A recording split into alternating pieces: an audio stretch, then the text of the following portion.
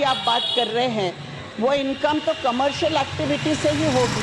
वक्फ board तो मस्जिद चलाते हैं, कब्रिस्तान चलाते हैं, आशिर खाने चलाते हैं, दरगाह चलाते हैं, वहाँ से इनकम कहाँ से होगी? सर, अगर वक्फ बोर्ड्स को आप सशक्त करना चाहते थे तो ऑफिसेस की बात होती, इंस्टीट्यूशनल सपोर्ट देने की बात होती, स्टाफ देने की बात होती, लेकिन उनकी स्वायत्तता छीने बिना, परंतु उनकी ऑटोनॉमी अबाधित रहने देते हुए अगर करते तो कोई बात थी सर। ऑटोनॉमी छीन कर आप कर रहे हैं बात, तो इसकी कोई वैल्यू नहीं है। क्योंकि सर, अगर मुझे मेरा घर चलाने में कुछ कठिनाई आ रही है तो आप ये नहीं कर सकते कि मदद के तौर पर आओ हम आके आपके घर का मालिक बन जाते हैं, क्योंकि आप अपने घर में कठिनाई आपको हो रही है घर चलाने में। तो उस तरह की बात यहाँ हो रही है।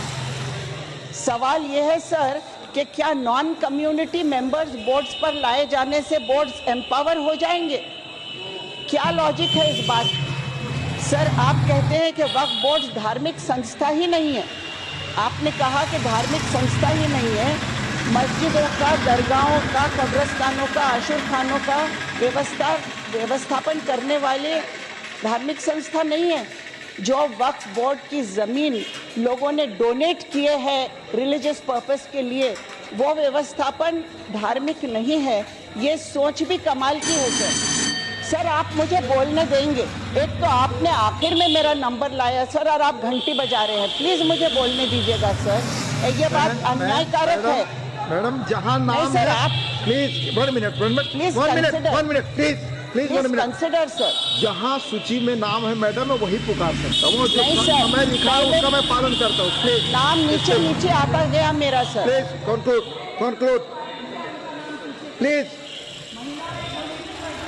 मैडम, प्लीज सीट पर बैठकर न बोले, जहां पर नाम सूची में वही मैं बुला रहा हूँ। प्लीज सर, आप कंक्लूड करें। मुझे बोलने दीजिए सर। हाँ, बोलिए, कंक्लूड करिए। वक्फ जमीनों का सबसे बड़ा एनक्रोचर कौन है, ये मैं पूछती हूँ। सच्चर कमेटी की रिपोर्ट के अनुसार वक्फ बोर्ड का सबसे बड़ा एनक्रोचर स्टेट गवर्नमेंट स्वयं है सर, और आपने एनक्रोचर को ही फैसला करने का अधिकार दे दिया है। क्या इससे न्याय मिल जाएगा धार्मिक संस्थाओं को सर? सर, एम्पावर हो जाएंगे धार्मिक संस्थाएं? ये मेरा सवाल है।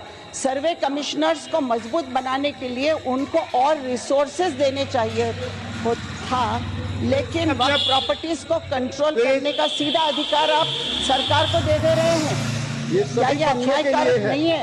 सब बचपन में एक कहानी सुनी थी कि एक भेड़िया सर बकरे की खाल ओढ़कर शिकार करता है। मुझे वो कहानी आज याद आ रही है। सर, प्लीज मुझे बोलने दीजिए। मैं बोलने दे रहा हूँ आपको। कंक्लूड अनएंडिंग टाइम नहीं दे सकता, अनएंडिंग टाइम नहीं दे सकता। प्लीज नहीं बजाएंगे सर। ये बिल सुधार नहीं बोल के खुद एक तरीके का एनक्रोचमेंट है माइनॉरिटीज के अधिकारों पर, माइनॉरिटीज के संवैधानिक अधिकारों पर। सर, आर्टिकल 14 से 30 तक के हर आर्टिकल का उल्लंघन हो रहा है इस बिल में सर। माइनॉरिटीज में केवल मुस्लिम्स नहीं है, क्रिश्चियंस है, सिख्स है, बुद्धिस्ट है, पारसी है, सब है सर। आज मुस्लिम्स की बारी है, कल क्रिश्चियंस की आएगी, परसों बुद्धिस्ट की आएगी। सर, मैं ये पूछना चाहती हूँ कि आप गरीब मुसलमानों के फायदे की बात कर रहे हैं, ये चर्चा हो रही है, किस तरह करोगे सर? जिस तरह सेना के लिए आरक्षित जमीन 13,000 एकड़ जमीन आरक्षित जो है 50 वर्षों से, वो जमीन आपने अडानी जी को दे दिया, बाबा रामदेव को दे दिया, आपने रवि शंकर को दे दिया। उसी तरह आप भला करोगे मुसलमानों का, गरीब मुसलमानों का? किस तरह करोगे? मुसलमानों को आप क्या दोगे इसमें से? क्या आप इन जमीनों को बड़े बड़े पूंजीपतियों को देकर उसमें से इनकम निकालोगे? आज आपके पास बजट है, आप उस बजट में से मुसलमानों का भला करिए। ये मेरी आपसे विनंती है सर। कंक्लूड करिए मैडम। मेरा सर प्रश्न सुधांशु त्रिवेदी ने जो यहाँ उपस्थित किया था मुद्दा कि एक कम्युनिटी आज जो है वो माफिया के साथ है, गुनहगारों के साथ है। मेरा सवाल ये है सर, उस पर कह चुके आप, कंक्लूड करिए सर, कंक्लूड करिए। मेरा सवाल है, बिल्किस बानो के बलात्कारियों का साथ कौन दे रहा है आपके लिए? क्या वो फरिश्ते हैं?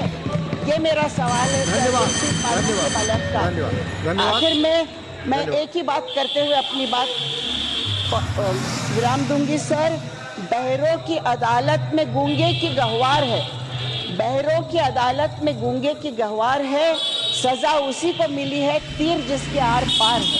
धन्यवाद, धन्यवाद, धन्यवाद। Shri George Kurian. Honorable Deputy Chairman, sir.